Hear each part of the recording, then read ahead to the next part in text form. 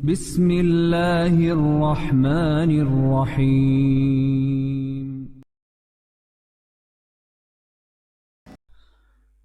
بسم الله الرحمن الرحيم. السلام عليكم ورحمة الله وبركاته. Alhamdulillah wassalatu wassalamu ala Rasulillah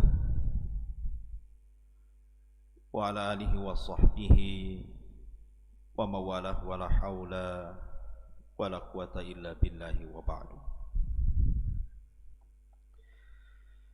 Alhamdulillah, segala puja dan puji hanya milik Allah subhanahu wa ta'ala. Salawat dan salam kita haturkan kepada Nabi besar Nabi Muhammad sallallahu alaihi wa ala alihi wasallam. Pada malam hari ini kita akan mengangkat tema seorang penulis wahyu di zaman Rasul bisa murtad. Bagaimana kisahnya? Siapa yang dimaksud penulis wahyu dalam kisah ini? Apa penyebab murtadnya? Padahal dia hidup di zaman Rasul, di zaman keemasan Islam. Apakah kisah ini sahih? Ataukah justru kisah ini hanya dikarang-karang saja? Masalahnya kisah ini kalau memang tidak sahih, kenapa pula kemudian termaktub di kitab-kitab para ulama seperti Al-Bidayah wa Nihayah dan yang lain? Tapi kalau seandainya kisah ini sahih, bagaimana mungkin kemudian seorang sahabat penulis wahyu bisa murtad? Ma'asyiral muslimin yang dimuliakan Allah subhanahu wa ta'ala, kisah ini mengisyaratkan kepada seseorang yang bernama Rajal ibnu Anfawah atau Unfuah. Siapa Rajal ibn Unfuah? Ma'asyiral muslimin yang dimuliakan Allah subhanahu wa ta'ala, Rajal ibn Unfuah adalah salah satu dari kabilah Bani Hanifah. Dan kabilah Bani Hanifah masyhur yang berada di Yamamah, yang dari sini terlahir seseorang yang menjadi manusia yang paling dibenci Rasul, si Nabi palsu Musailamah Al-Kadzdzab, sama-sama dari Bani Hanifah, sama dengan Rajal ibn Unfuah. Jadi ketika Nabi SAW sudah berhasil mempengaruhi dengan dakwah tauhid baik di Madinah dan sekitarnya, apalagi setelah terjadi pembebasan Mekah atau Fathu Mekah, banyak kemudian kabilah-kabilah dari mana-mana negeri di sekitar Mekah dan Madinah sampai ke Yaman. Mereka datang kepada Nabi SAW berbondong-bondong untuk masuk Islam, sebagaimana diisyaratkan dalam Al-Quranul Karim, idza jaa nasrullahi wal fath wa ra'aitan nas yadkhuluna fi dinillahi afwaja.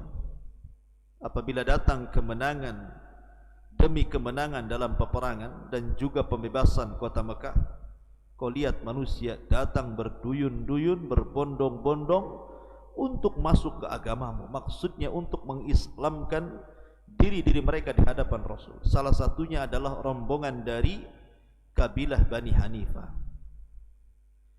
Jumlah mereka belasan orang. Mereka datang kepada Nabi SAW untuk masuk Islam dan berbaiat kepada Rasulullah. Setelah mereka berbaiat dan masuk Islam, maka mereka pun pulang kepada kabilah Bani Hanifah kecuali satu orang, namanya Rajal ibn Anfawah ini.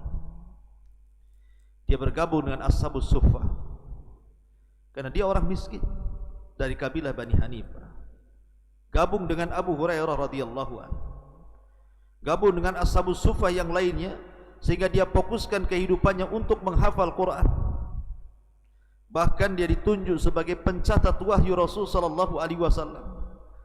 Dan orangnya sangat zuhud, orangnya sangat ahli ibadah. Apabila di malam hari dia habiskan untuk tahajud, apabila di siang hari digunakan hanya untuk berpuasa sunnah. Sawaman, qawaman, bahkan qurra'an, ahli baca Quran. Ma'asyiral muslimin yang dimuliakan Allah Subhanahu wa taala. Suatu ketika Abu Hurairah radhiyallahu an pernah bercerita, dan ketika itu kami sedang duduk-duduk fi rahtin. Rahtin itu jumlah yang tidak banyak, hanya beberapa orang, 1 sampai 9 gitu. Nah, di situ ada sahabat-sahabat mulia, para qurra. Dan di situ ada Abu Hurairah radhiyallahu an, termasuk ada Rajal ibn Anfawah. Tiba-tiba Nabi sallallahu alaihi wasallam bersabda dengan sabda yang sangat mengagetkan telinga para sahabat yang hadir di situ, yang hanya beberapa orang itu, salah satunya Abu Hurairah dan Rajal ibn Anfawah. Bagaimana tidak? Nabi sallallahu alaihi wasallam mengatakan, inna fikum la rajulan dirsuhu fin nari a'zam min jabalil Uhud.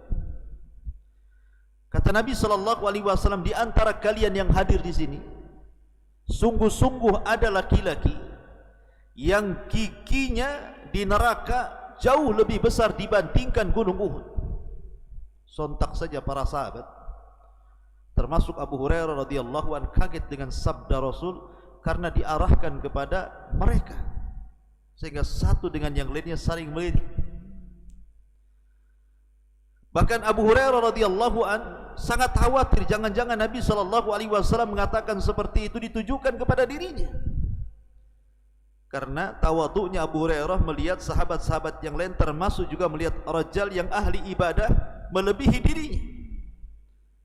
Itulah yang menjadikan Abu Hurairah radhiyallahu an terpikir terus dengan sabda Rasul sallallahu alaihi wasallam, jangan-jangan yang dimaksud itu saya, jangan-jangan yang dimaksud itu saya. Karena Rajal ibn Anfawah ini banyak dipuji oleh para sahabat. Abdullah ibn Umar radhiyallahu anhu pernah mengatakan, kana min afdalil wafdi indana. Jadi Rajal ibn Anfawah ini termasuk manusia yang paling mulia dari utusan Nabi sallallahu alaihi wasallam di antara kami. Karena ketika itu Nabi sallallahu alaihi wasallam mengutus Rajal untuk mendakwahi Musailamah al-Kadzdzab, si nabi palsu itu. Karena sama-sama dari Bani Hanifah, supaya ada kedekatan kabilah. Bahkan Rafi ibn Khadij, seorang pemanah ulung radhiyallahu an, juga memuji Rajal dengan mengatakan, kana birrajali minal khusyu'i waluzumi qiraatil qur'ani wal khairi syai'un ajib. Sungguh pada diri Rajal ibn Anfawah ini ada kehusyuan yang luar biasa saat ibadah, baik ketika salat ataupun ketika puasa atau ibadah yang lainnya. Dan dia senantiasa tidak pernah meninggalkan membaca Al-Quran dan melakukan kebaikan dengan sesuatu yang sangat ajib, yang sangat menakjubkan, yang tidak pernah dilakukan sahabat yang lainnya. Ini pengakuan Rafi ibn Khadij dan juga Abdullah ibn Umar radhiyallahu an, dan kecemburuan Abu Hurairah radhiyallahu an karena memandang bahwa Rajal jauh lebih baik dibandingkan dirinya, dibandingkan Abu Hurairah. Ma'asyiral muslimin yang dimuliakan Allah, ketika berjalan waktu, ketika tiba-tiba di akhir-akhir hayat Nabi sallallahu alaihi wasallam muncul nabi-nabi palsu yang mengaku sebagai nabi. Di sana ada Al-Aswad Al-Ansi, ada Tulaiha, kemudian di sana ada Sajah, kemudian di sana ada Musailamah al-Kadzdzab yang paling bahaya dari semua orang-orang yang ngaku nabi palsu itu, daripada Sajah bintul Haris ataupun Tulaiha ibn Khuwailid ataupun Al-Aswad Al-Ansi yang ada di Yaman. Karena pengikutnya banyak dan ramai. Adapun Al-Aswad Al-Ansi terbunuh dan mati kafir. Adapun Tulaiha dan Sajah bintul Haris diperangi kaum muslimin kemudian bertobat dan baik Islamnya. Adapun Musailamah Al-Kadzdzab justru dia berani memerangi Rasul sallallahu alaihi wasallam dan Abu Bakar setelahnya, karena merasa didukung oleh kaumnya, orang-orang Yamamah yang jumlahnya 40.000 lebih pasukan di belakang Musailamah Al-Kadzdzab. Jadi sebelum wafatnya Nabi SAW mempercayakan kepada Rajal ibn Anfawah untuk mendakwai Rasul, mendakwai Musailamah Al-Kadzdzab, si Rasul, si Nabi palsu itu. Berangkatlah Rajal yang dipercayakan oleh para sahabat, dia orang terbaik di antara kami yang diutus untuk berdakwah kepada Musailamah Al-Kadzdzab. Entah mengapa ketika sampai di Yamamah, di Bani Hanifah, berjumpa dengan Musailamah Al-Kadzdzab. Kemudian oleh Musailamah Al-Kadzdzab diajak bicara empat mata. Kemudian tiba-tiba diberi hadiah emas, perak dan harta yang melimpah. Kemudian dijanjikan oleh Musailamah Al-Kadzdzab tentang separuh kekayaan dan separuh kenabian. Bahkan diangkat menjadi wazir. Tiba-tiba kemudian Rajal pun berfikir,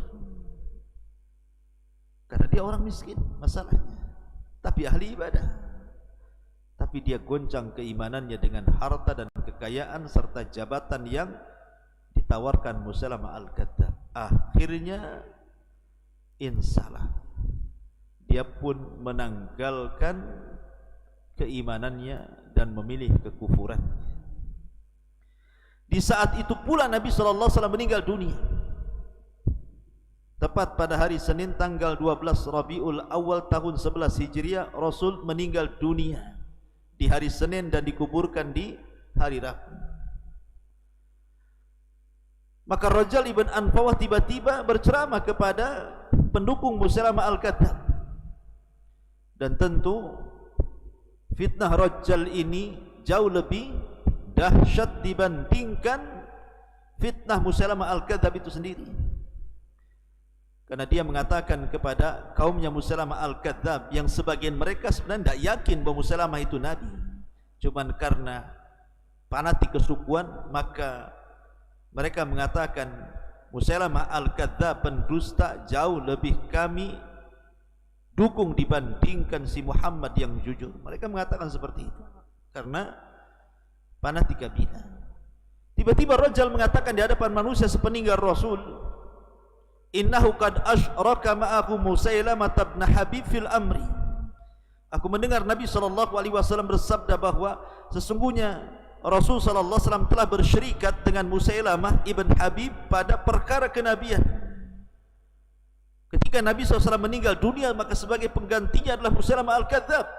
Maka semakin yakinlah pendukungnya dan orang-orang yang ragu semakin yakin dia seorang Nabi, karena yang bicara bukan orang biasa, orang kepercayaan Nabi, Ashabus Suffah, seorang penulis wahyu, penghafal Quran, ahli ibadah, Rajal ibn Anfawah. Inna lillahi wa inna ilaihi rajiun. Fitnah Rajal jauh lebih dahsyat dibandingkan fitnah Musailamah itu sendiri. Ma'asyiral muslimin yang dimuliakan Allah Azza wa Jalla, ketika di masa Abu Bakar Siddiq radhiyallahu anhu, maka Abu Bakar Siddiq radhiyallahu anhu mengutus pasukan di bawah pimpinan Khalid ibn Walid untuk menumpas Musailamah Al-Kadzdzab. Ketika itu pasukan Musailamah banyak, 40.000 lebih di belakang Musailamah Al-Kadzdzab. Kalau bukan karena istiqomahnya para sahabat dan juga para penghafal Quran, tentu kaum muslimin mengalami kekalahan. Karena kuatnya tentara Musailamah Al-Kadzdzab. Tapi karena kepiawaian para sahabat, istiqomahnya para sahabat termasuk para hufadzul Quran, maka mereka bisa mendesak dalam peperangan ini walaupun harus banyak yang gugur para penghafal Quran di perang Yamamah ini. Sebab ini pula Umar meminta kepada Abu Bakar ketika mendengar bahwa banyak yang gugur para penghafal Quran, maka Umar mendesak Abu Bakar untuk mengumpulkan mushaf yang tercecer, dikumpulkan jadi satu biar tidak hilang. Kemudian setelah Abu Bakar meninggal, ceceran yang sudah dikumpulkan itu disimpan di Khalifah Umar bin Khattab. Ketika Umar meninggal disimpan oleh Hafsah. Ketika dikuasa Uthman, maka Uthman kemudian menyuruh beberapa sahabat senior untuk menyadur catatan yang ada di Hafsah. Setelah itu kemudian menyepakati qiraah yang disepakati dan membuang qiraah yang tidak disepakati. Kemudian dicetaklah Mushaf Uthmani, qiraah yang disepakati, dan membakar yang diperselisihkan. Sebab perang Yamamah ke ahlu Quran banyak yang meninggal dunia. Tapi akhirnya mereka bisa mendesak sehingga Musailamah harus masuk ke sebuah kebun yang disebut dengan Hadiqatul Maut, kebun kematian. Kebun itu dibenteng keliling, tidak bisa orang masuk. Tetapi dengan izin Allah Subhanahu wa taala, Khalid ibn Walid dan pasukannya, dan di antara pasukannya ada orang namanya Wahsy, budaknya Hindu yang pernah membunuh orang yang paling dicintai Rasul, Hamzah ibn Abdul Muttalib. Dia pun berazam untuk membunuh manusia yang paling dibenci Nabi sallallahu alaihi wasallam, Musailamah al-Kadzdzab.